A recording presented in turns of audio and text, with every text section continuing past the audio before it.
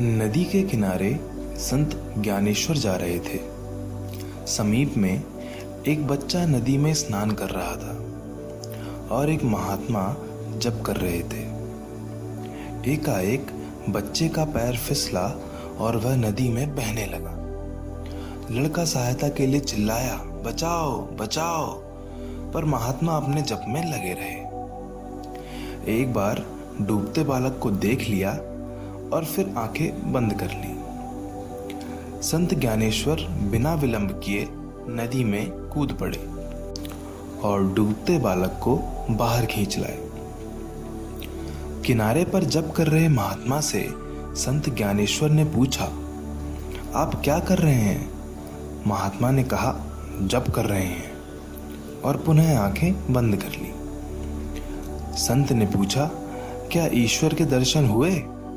महात्मा ने उत्तर दिया, नहीं, मन स्थिर नहीं हो रहा है। संत ज्ञानेश्वर ने कहा, होगा भी कैसे? पहले उठो और दीन दुखियों की सेवा करो, उनके कष्टों में हिस्सा बटाओ, अन्यथा उपासना का कोई विशेष लाभ नहीं मिलेगा। महात्मा को अपनी भूल मालूम हुई कि सच्चा जप तो यह था कि डूबते हुए बच्चे को बचाया जाता। उस दिन से वे उपासना के साथ साथ दीन दुखियों की सेवा में लग गए। प्यारे बच्चों, हमें भी इस कहानी से शिक्षा लेनी चाहिए कि मन लगाकर पढ़ाई करना तो सफल होने के लिए आवश्यक है ही, परंतु पढ़ाई के साथ साथ हमें जितना संभव हो सके दूसरों की सहायता भी करनी चाहिए।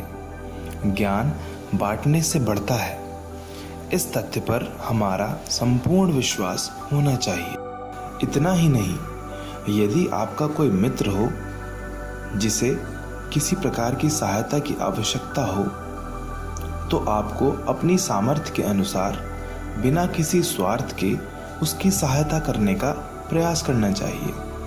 यही सच्ची मित्रता है और तभी आप सही मायनों में अपनी पढ़ाई का उचित उपयोग कर पाएंगे।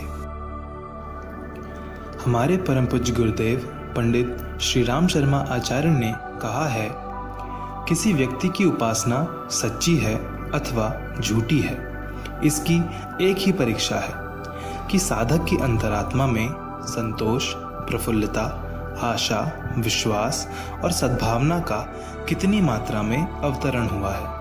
यदि यह गुण नहीं आए हैं और हीन वृत्तियां घेरे हुए हैं, तो समझना चाहिए कि वह व्यक्ति चाहे जितनी पूजा पाठ क्यों न करता हो, उपासना से अभी बहुत दूर है। धन्यवाद।